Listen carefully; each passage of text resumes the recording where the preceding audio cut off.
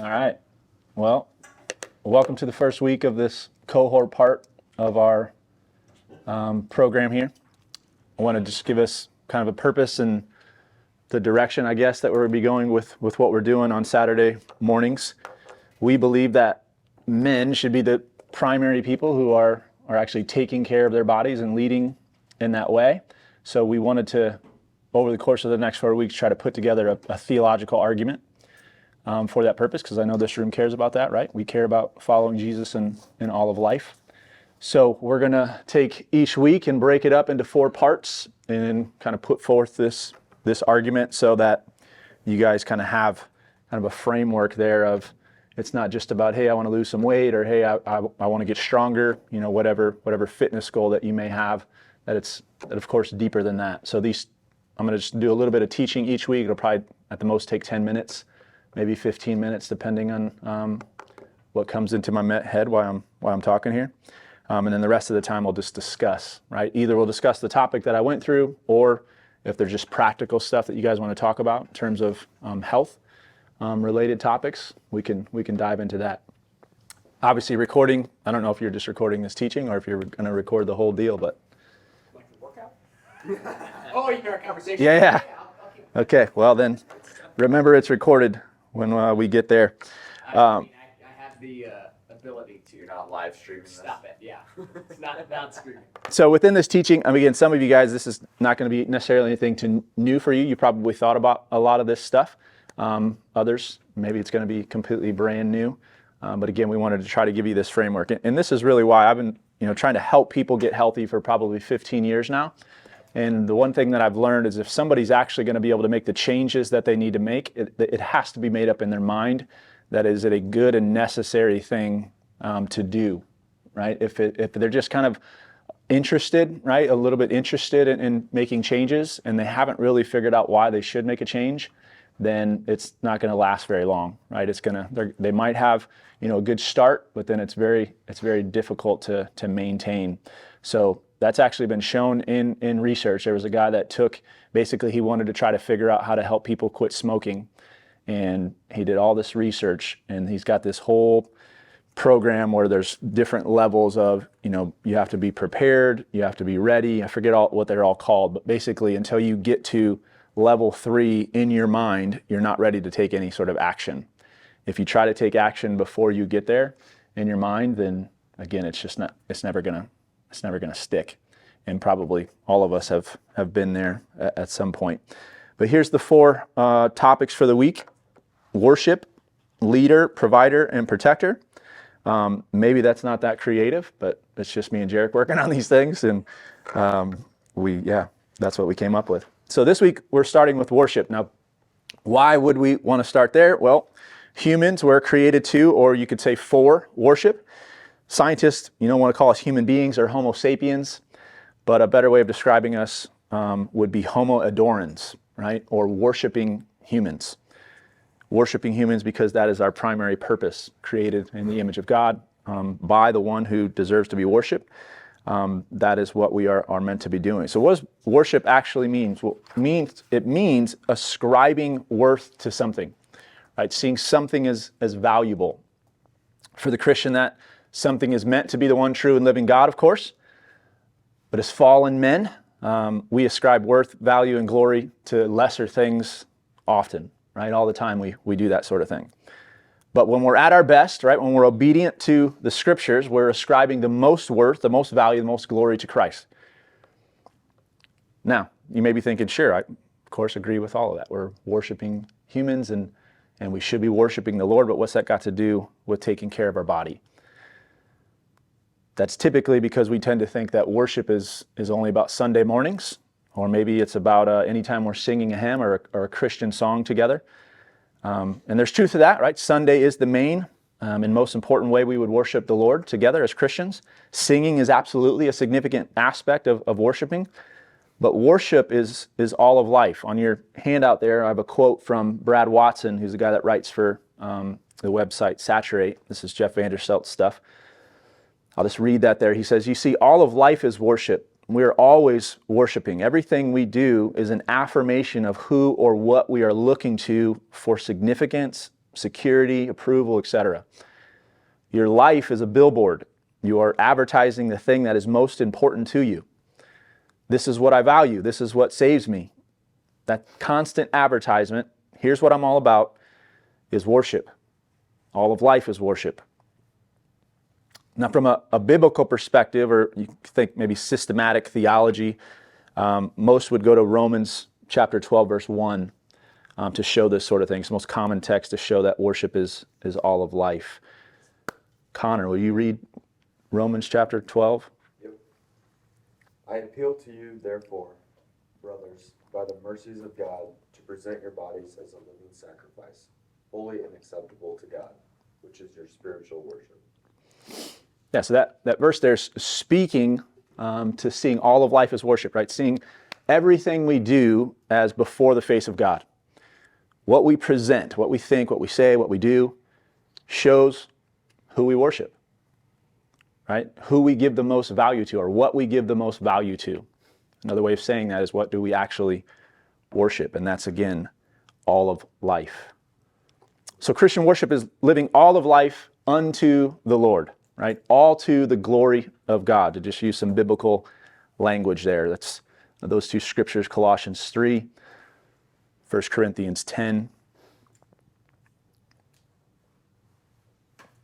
That, of course, starts with just knowing what God says to do, right? Knowing how he says to live, but then following through with action on those things. God helping us, of course. And the Bible even gets specific there. If you look at 1 Corinthians 6, it says, or do you not know that your body is a temple of the Holy Spirit within you, whom you have from God? You are not your own, for you were bought with a price, so glorify God in your body. Now that command is given in the context of teaching on sexual morality, right? But it still shows us the principle that we're talking about. Don't just have sex, however, or with whoever you want. But why? Because it can harm you and others, right? But those are secondary to what happens vertically. Honor God with your sex life because he is worthy of being honored. Take care of your body because there are consequences if you don't, and we'll get into those consequences in the coming weeks. But most importantly, because our body is a gift from God, and we are to honor him and treat it the way that he would want us to be treating it, because every gift comes from him, and that includes our earthen vessel that we live and breathe in every day. Which brings me to this last part of the teaching, because what we were just talking about there is called stewardship. Stewardship is a part of worship for the Christian. A steward in the ancient world was a person who was given the responsibility and authority to rule over the affairs of the household. So he was given authority by somebody higher than him, a higher power than him, and said, rule over my stuff. You can think of Joseph when he was in Egypt. He was made a steward over Potiphar's household. He was charged to manage everything about the household, and of course, do it with wisdom, do it well. His role as a steward derives from just the principle of stewardship, which wasn't something that Potiphar or the Egyptians came up with. Rather, it was rooted in the creation of mankind. We see it all the way back in the garden with what's called the creation mandate, or as I prefer to call it, the dominion mandate. That's Genesis chapter 1, verse 28. Shane, you want to read that one? And God blessed them, and God said to them, be fruitful and multiply, and fill the earth and subdue it, and have dominion over the fish of the sea, and over the birds of the heavens, and over every living thing that moves on the earth. Thank you. So part of being obedient to that creation mandate there is being a good steward over God's creation, and part of that stewardship is being productive. We see that with the be fruitful and multiply. God wants us to produce, right? He wants us to be productive. And again, we'll get into productivity in the coming weeks. But another aspect of stewardship is taking dominion over the rest of creation. What does that mean? Well, it first means you have to understand what is your domain, right? What are you to rule over? Where has God called you to be a vice regent, right? A vice regent, just like a steward, was someone who acts in place of the ruler. Does what the ruler was supposed to be doing, but that rule is delegated to the vice regent. So for us, God is the ruler of all things, of course, and he created in us in his image to image him as vice regents or as stewards of his creation. He gives us all these areas to take ownership of and responsibility for. This would include our property, of course, homes, vehicles, workstations, whatever that may be for us, but it also means our households, our families, our marriages, some of us, the church. We are to take dominion by ruling over all of these areas well, just like our Heavenly Father would be ruling over them faithfully. But that stewardship makes its way all the way down to our bodies. Our bodies are not primarily our own, right? We are not our own, but belong body and soul to our Savior Jesus Christ. That's Heidelberg Catechism, which you should have there on your handout. Alex, would you say, You jumping to the Q&A already? Q&A already? Let's go. Would you say then if you're not taking care of your body, like you're actually sinning against God? Great question. Let's get there in the discussion, because I'm sure we have some thoughts on that by multiple people here. But yeah, so that's Heidelberg Catechism. And if you see, I made body big there because I think it's easy to just read that and just think soul, right? It's absolutely soul, right? Our souls belong to the Lord, but I think a lot of people just forget about the whole body thing. And I know that's not just, hey, think about your health, right? That's bigger than that, but it can include that. So we want to rule, again, taking dominion, rule over our bodies, manage them well, right? Take care of them well. God cares about us. We all know that. And he cares about the physical part of us. He cares about our bodies. If he didn't, he wouldn't have given them to us, right? We would just be spirits floating around. He also wouldn't have a redeemed body prepared for us in the future. We would just then become spirits and float around in the future, but that's not what the Bible tells us. It tells us that we will have a completely glorified body in the future. And that's because God cares about the physical. And he only gives us one body, right? We're not Iron Man with a bunch of suits that we can, once one goes down, we can just grab another suit. We only have one of these things, and we are to take care of this one and treat it like it's important because, again, the one we worship tells us that is important. And it's just like anything else in creation, right? Our bodies are part of creation. A lot of people say we are the crown jewel of creation, right? The one created in the image of God. So if you think about even anything in creation, we are the most important. If you look at the quote from R.C. Sproul there at the end of your handout, it says, fundamentally, stewardship is about exercising our God-given dominion over his creation, right? Reflecting the image of our Creator in his care, responsibility, maintenance, protection, and beautification of his creation. So based on that, especially as men, again, that's what this group is about. We're to take care. We are to care for, to take responsibility for, to maintain, protect, and even beautify our bodies. It's an important aspect of how we worship our God. All right. Now, do we want to jump into? Do you want to go? Yes. You want to go from 0 to 100? So why do you prefer dominion name? I'm just curious as opposed to that's very easy. I think that's a big question, but I think to me it doesn't soften it, which I think most people want to soften it, and their idea of stewardship is just kind of, taking something and so if you think of the parable of the talents, the guy, there was 1, 5, and 10, right? Dudes that had 5 and 10 went and did something with it. The one guy held it, right? I think that's what most people think of stewardship as, is just, I'm just going to hold this and make sure I don't lose it. Yeah. Where the other guys were like, no, I'm going to actually go and do something with this, right? And I think dominion speaks to that better than just thinking about stewardship. So I think the creation, or some people even call it the cultural mandate, that's partially because they want to avoid the dominion piece, right? Part of it also has to do with my eschatology, where I have a positive eschatology, or what's called optimistic eschatology. I believe when we say Christ is renewing all things, right? I believe he's using us to do that. He's using us to go and disciple the nations, to bring, you can think of heavenize the world that we're in. that's going to take dominion over the world, right? The people who are called to image him and do that through worshiping him, do all things, right, the way he would want them done, are to go and then take that to the rest of the world. Yeah. All right, so that was about 10 miles per hour. Let's get to maybe... Here's a 50%. There's a lot of different ways that people like do health. Yeah. You've got bodybuilders, you've got runners, you've got Yep. people that just diet and don't move, you've got people that neglect everything. Yeah. What is the ideal? Sure. Like the biblical goal of what it means to steward your body well. Yep. Like my gut would say it's probably not the bodybuilder. Right. Right? It's probably not neglecting your body. But how would you build a biblical case for where that would land? Yeah, and again, this is a discussion. So if some of you guys, the rest of you have thoughts, this is not necessarily a Q&A for just me, but I would say, I think, to me, we have biblical evidence that we should be taking care of our bodies, right? I don't know that the Bible speaks to exactly how we're supposed to do that, you know?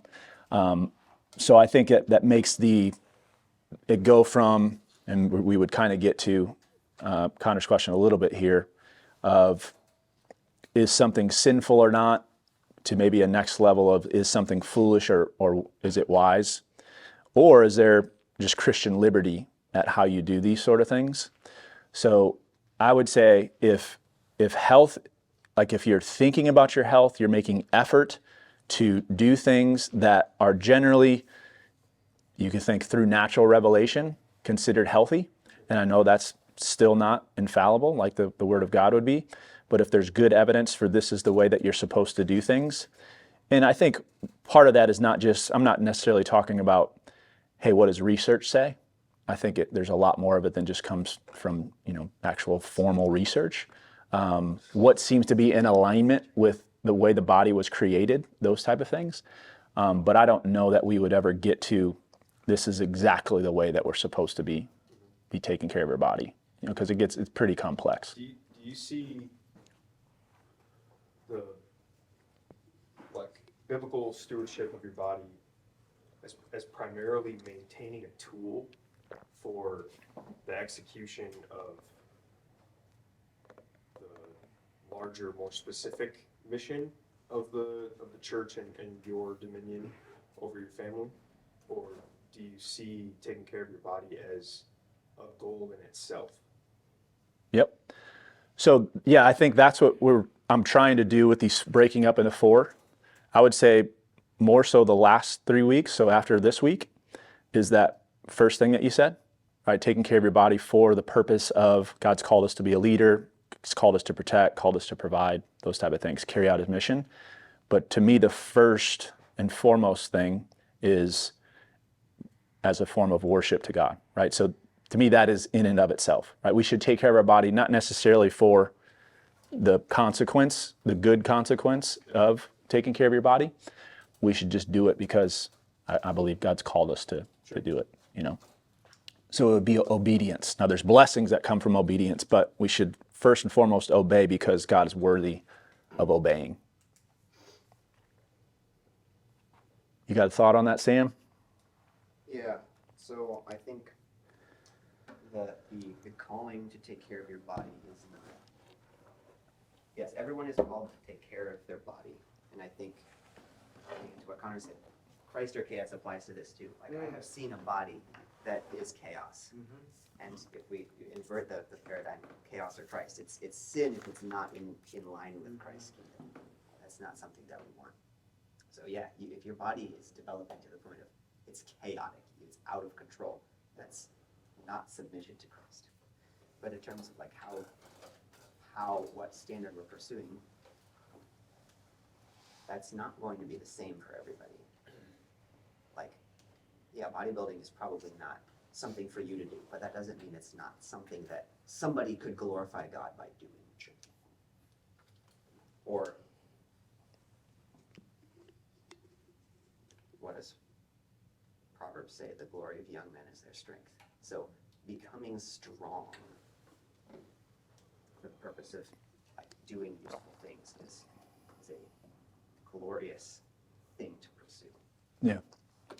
And this is partially why I said it gets more complex, because the bodybuilding world, like, I don't think anybody's trying to get to bodybuilding status because they're trying to glorify God. It's for vanity purposes, or, they're trying to search for significance somewhere else, those type of things. But that's not just bodybuilding, right? That's in all areas of, even CrossFit stuff, for sure. Those type of things happen, so.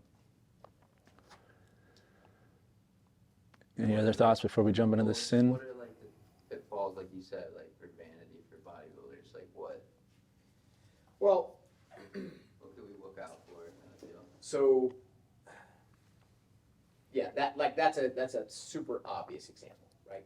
Like there's whenever you get into physical training, there's this element of, hey, you are making yourself look better, and there's a piece of that you just said is true. You want to present this gift you've been given as the beautiful thing that it is. Now, not unto itself, not unto you, right? So like there's a legitimate temptation there. Yeah. As far as like other, you're asking about like other temptations in just like physical training, caring about. Yeah, just open. I don't know. Actually, I don't have an example, but I was just curious. Yeah, like, so one of the things that the way that we train, one of the things that is built around is building, so general physical preparedness, that's what we call it, right? Being able to get thrown into any situation, and because of the training you're doing, being more capable, there's a higher likelihood that you're going to be successful no matter the task, right? Mm-hmm. So any type of specialized training, while you might be able to run faster than I can run, right? The moment the task at hand is, hey, go pick this thing up, now that guy's massively disadvantaged, right? So there is a reason why we do think that, hey, this is close to the best type of training that you can do, because it's kind of covering all your bases. So if you're just kind of born more physically prepared than others, Sure. and you don't necessarily have to work out as much. Sure. Like, you can still protect your family, you can still do all these things without working out.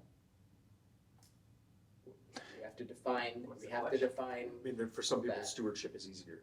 Right. That would be Sure. Like your starting point is in a place where that calling in your life is probably going to be easier. Sure. Alex never had to do the weight loss that I had to do. Yeah. Right? Okay, now what? But other people have different challenges, right? Right. Absolutely. There's some people who they're born with a wiry frame, and Sure. they've got no strength, and they need to put on some strength, right? Yeah. That's a different. Well, that's in all things, right? Obviously, God's called us to know Him. For us to know Him, we primarily have to read His Word, understand it. But if you've, providentially, there's been something that's happened for your ability to understand when you read, that's also something that's going to be more difficult. But that person shouldn't just say, I'm going to avoid reading, right? They are going to have to work harder at others to actually honor God with what He's called them to do. What Jason asked also, I believe that God gives us, strength is a good thing to pursue, but our strength is for someone else's benefit. That's the same with the gift God gives to all of us. He says it in 1 Peter, that's right. So God gives us the gift for the good of everybody else. So if your strength is for the good of you, you're not using it right. I think it goes back to the parable of the talents too. Like, if you have a natural inclination towards, like, I'll just appearing healthy, physically looking, whatever, but you're not doing anything with it, that's also not. Yeah. Well, I mean, if you just think of health as in, like, are you at a decent weight, right? Then, which is how most people think of health, then a lot of people are in trouble, because there are, when you look at the statistics, there are actually more people who a higher percentage of our population are skinny, but what they call fat on the inside, than people who would be considered overweight. But then when you look at them internally, they're healthier.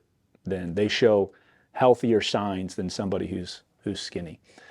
And it's just because that's how, for some people, the way that their body was designed is they're not going to put on a ton of weight that you can see, but they have all kind of health issues internally.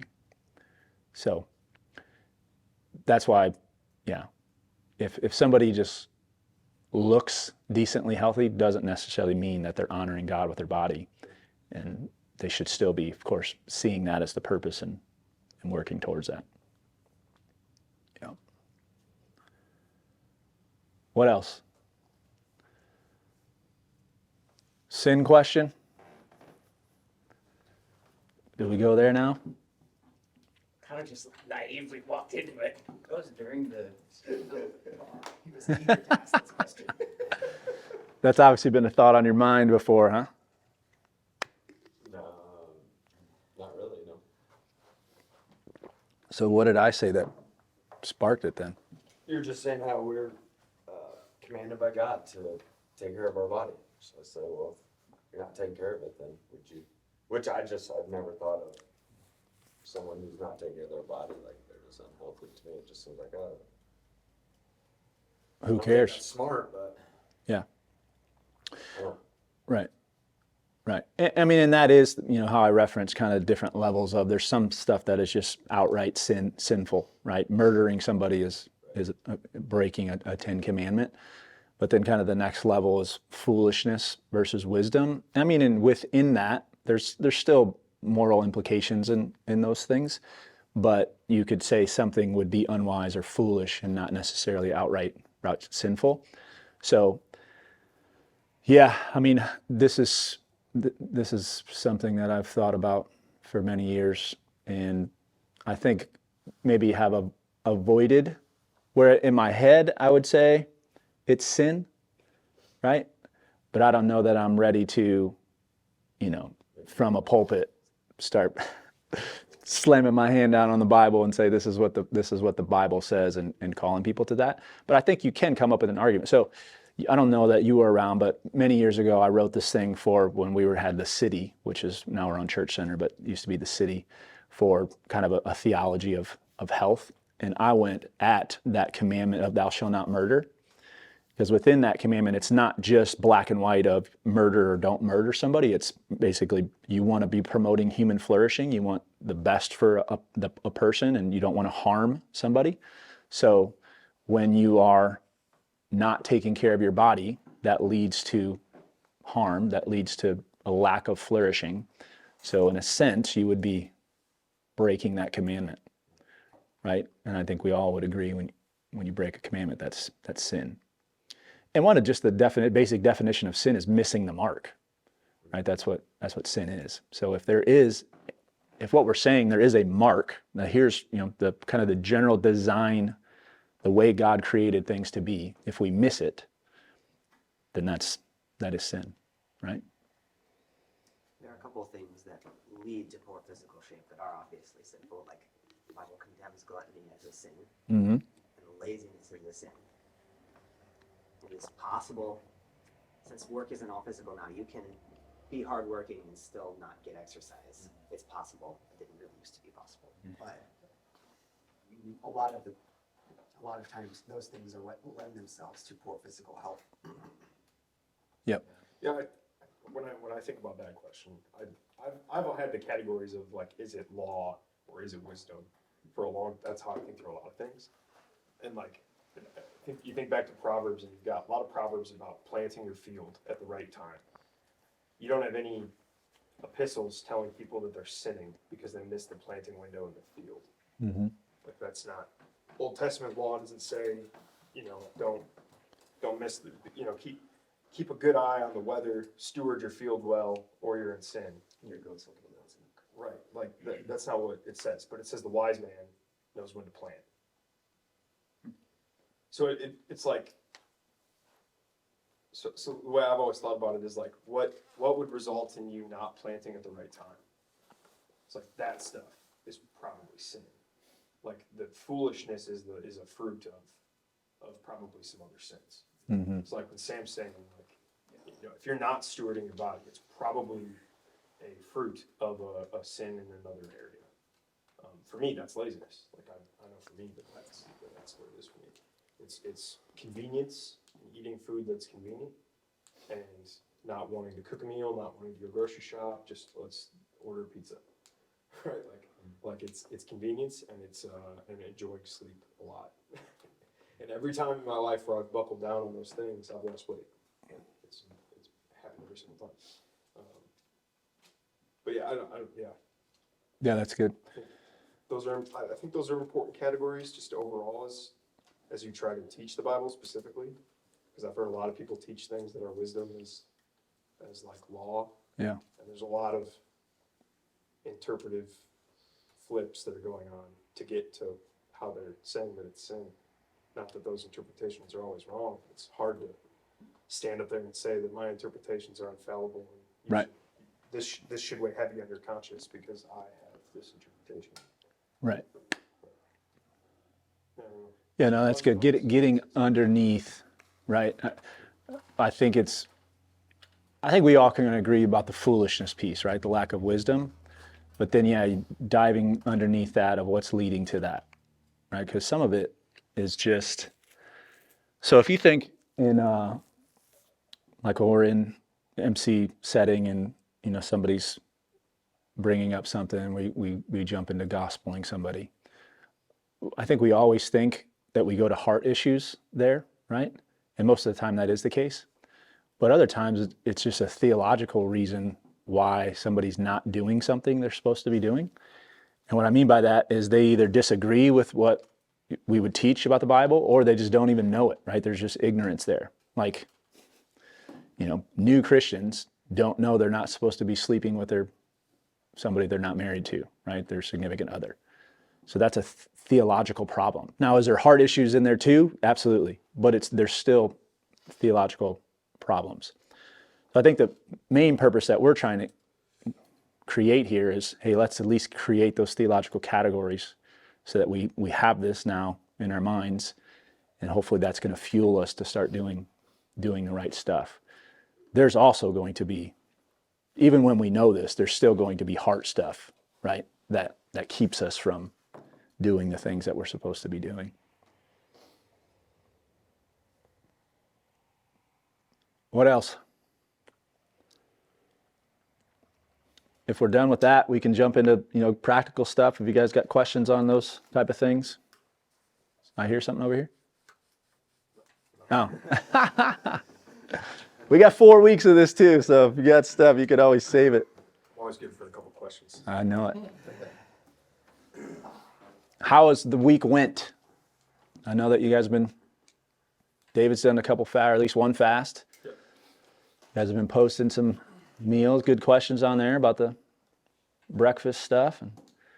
I guess there's a question. Jason asked about fasting. What benefit would fasting have for Jason? That was like the underlying root Like of that question. I the was like, I don't want that. the knowledge that I have on fasting from watching Dr. Funk's stuff is primarily focused on, which is his focus is Right. fasting for weight loss, fasting Right. for like lowering blood sugar, reversing type 2 diabetes, like those types of things. Yeah. So like someone in Jason's position, where Jason is healthier weight than me, Yeah. right? Jason's not. Yeah. What does autophagy do for someone who's skinny? Mm-hmm. Like that? That doesn't seem to fit. Yep. To me, it would be a big focus for Jason. Sure. Or it would be for me. Like, Yep. We're Yep. talking just physical, not like spiritual. be physical, right? What I'm doing this week fasting is not spiritual. Yeah. It's a physical Yep. fast. So Starving myself for a purpose. you mentioned autophagy, so I'll go there. Like one of the main purposes of autophagy is it goes around and addresses. Do you want to know what autophagy is? Yes. Okay, so the phagy part, right? That's phagocytosis. So there's either cells or there's parts of cells that are either damaged or dead, Autophagy is when your body goes around and so basically your immune system will go around and find those and eliminate those, so they're not just roaming around in our body. Because damaged cells can then lead to cancerous cells or abnormal growth of cellular tissue. So that's what my answer would be to that autophagy thing is we don't, especially in the environments that we're in, where there's so much, chemicals and different things coming at us, that's has the potential to damage cells, what are called organelles, which are in cells, even down to the DNA level. That stuff can be damaged. So our body's constantly finding that stuff and eliminating it so it doesn't turn into something harmful. Fasting can kind of accelerate that process. So when you fast, you don't have energy or nutrients coming into the body for the body to worry about. So then it starts to go and break down other things to get some of that stuff. So that would be a benefit for somebody like Jason who doesn't need to lose weight. But the other part of it is, again, this is the whole, how do we get evidence for what's the right thing to do? I don't know that there's been necessarily research to show that our bodies, there probably is, but not necessarily great research where you can say, hey, this is the timing of what your food should be. But for thousands of years, they had times of feasting and times of fasting. So there wasn't just this complete graze throughout the day ever throughout history. And then you just look at those people, and those people are healthier than the people that are now. And that's not just their size, right? That's just overall health markers. So getting your body used to not eating all of the time would be a benefit for everybody. So that doesn't necessarily mean 24-hour fast or 42-hour fast like you're doing.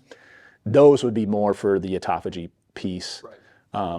But like what's called intermittent fasting or time-restricted feeding would be good for everybody. Unless you're like trying to actually gain a bunch of weight, which that might be where he's at, which he wouldn't necessarily need to do that. Right. 'Cause my understanding is autophagy doesn't kick in until like 24 hours-ish. Yeah. There's like levels of it. Like you can get some of that throughout just even intermittent fasting, but the actual, for that process to be going on throughout your body, you have to get deep into it, 24, 36 hours. Okay. Yeah, that makes sense. I have a All right, question. Jason, get to fast. How many hours? 14? Alright, go ahead. What? That's a normal day. Yeah, it's not fasting. 24? Yeah. Yeah, well, Should there be any kind of distinction between spiritual and physically focused fasting? Yeah. Is it necessary? I think so. like can you do both at the same time, you mean? Yes. Or if you're fasting for a physical benefit, is there a reason why that fast is not also a spiritually oriented thing? Focusing on prayer and dependence on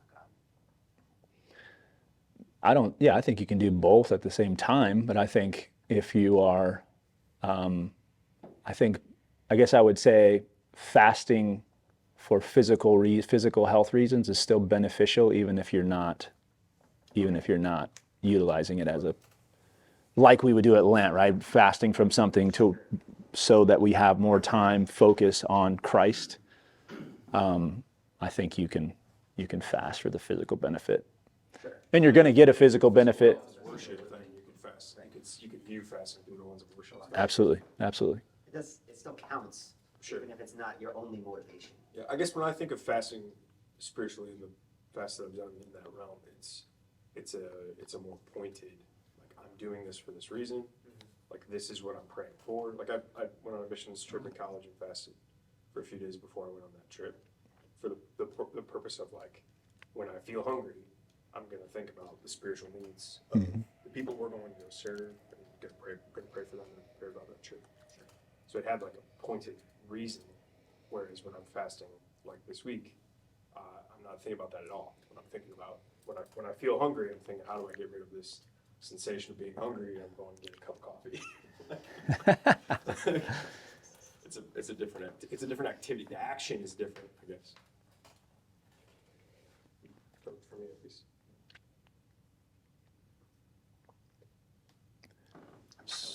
So what is if we could kind of dive into what has been the biggest thing that's kept you from being able to do the stuff that you want to do or know you should be doing typically.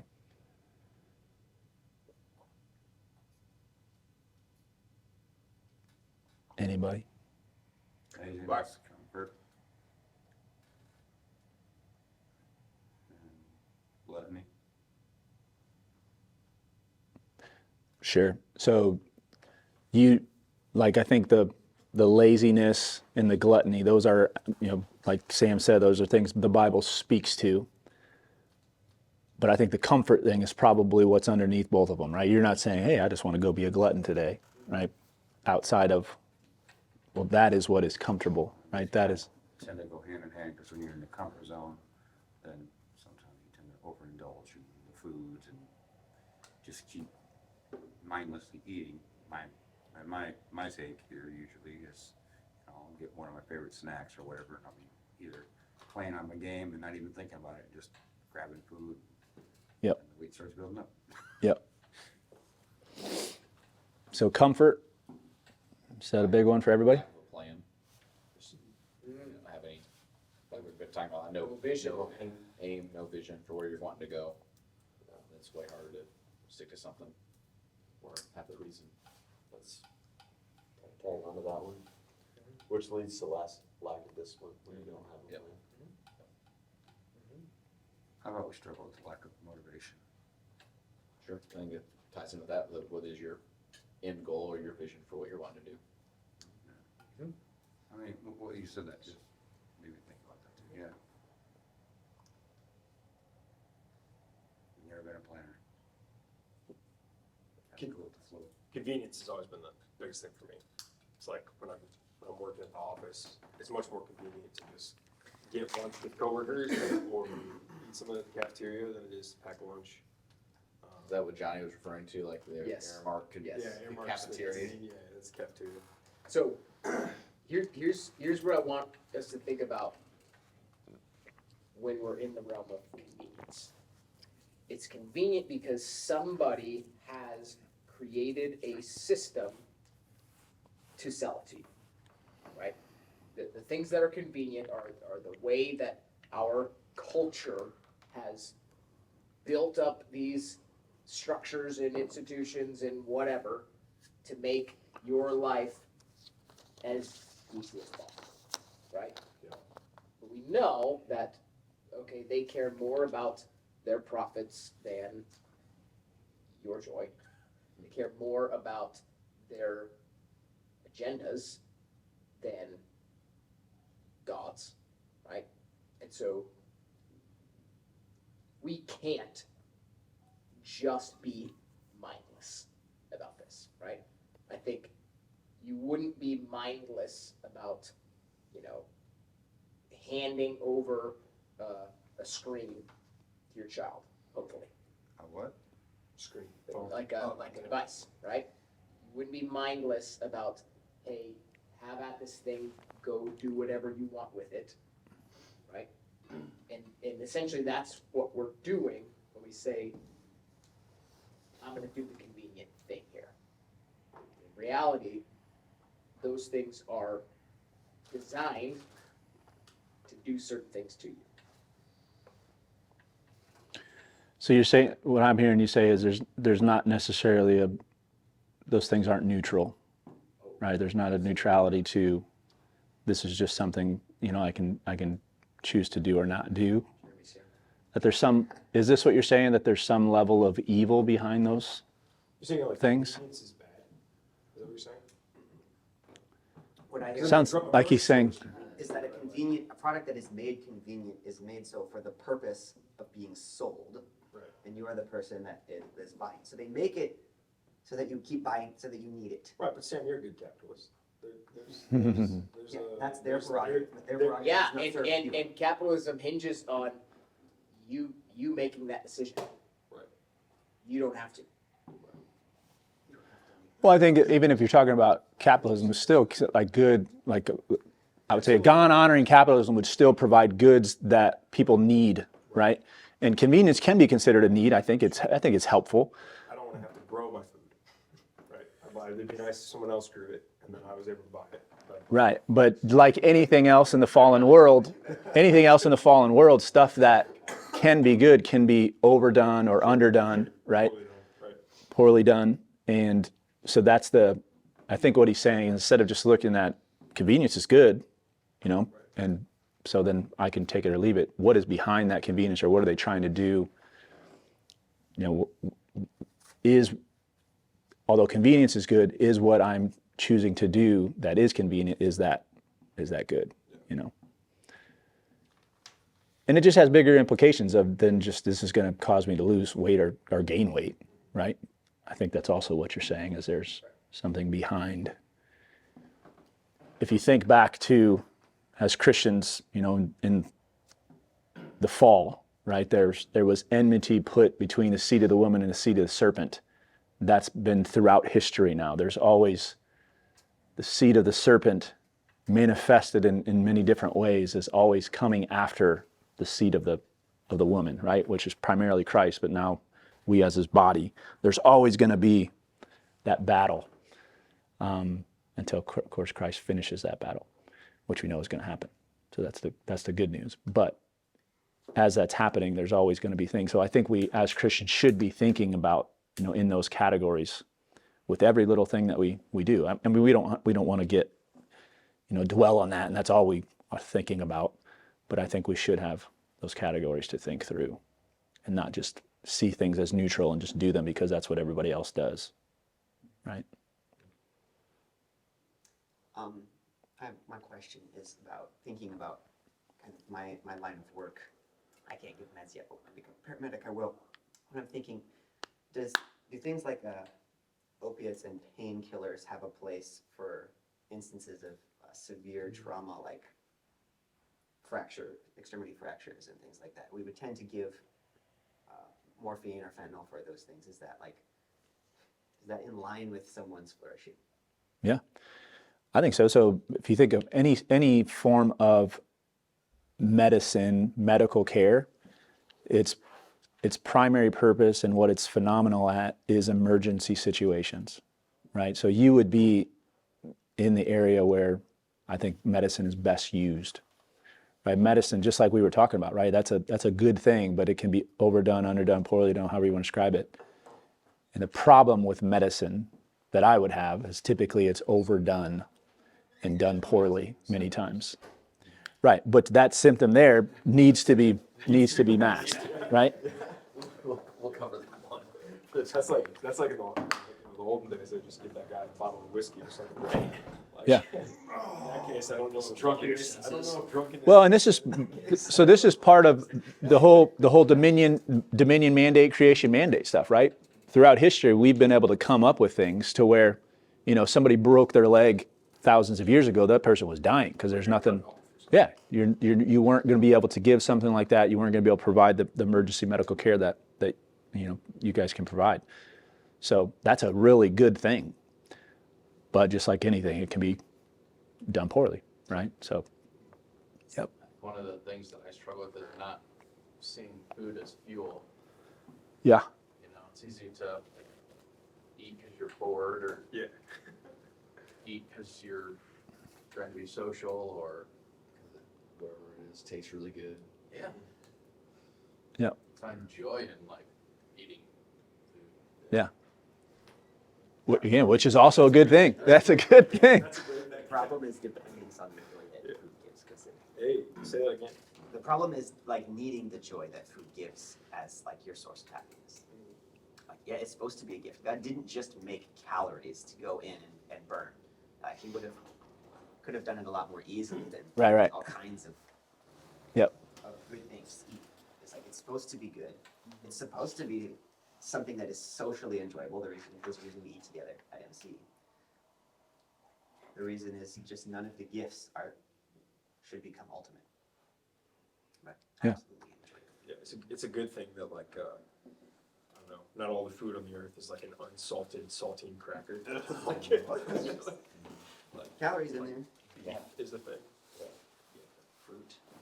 Chew your Sugar. food 20 to 30 times. And so that's what I saw. I'm a little confused because Go ahead. somebody was saying this week, just swallow your food. That seems like That was a clear. I should have clarified that was a joke. But yeah, so your question there also gets back, I think, to the convenience question too, right? Being able to understand what joy actually is, right? Which is separate than pleasure most of the time, or comfortable. Because we have the convenience of just being able to grab food that tastes good at any time, you can enjoy that at some level, but it also is just kind of giving you pleasure. That's a dangerous road to go down, right? When pleasure is so convenient, and that's the case even outside of health and food and diet stuff. That's many different areas that goes into. All right. Thanks, dudes. Keep up that Somebody's got a broken leg, give them the drugs, Sam. Yeah. Or No, that'd be illegal. give them the drugs, give a person. Hey, keep up that text thread, because like I said, so much of people actually making changes is they have to have made up in their mind, but the other piece is having other people that are doing it with them. So when we can do that, I think you guys are going to be more successful, and it's back to the joy. It's also enjoyable to do that stuff in this way. So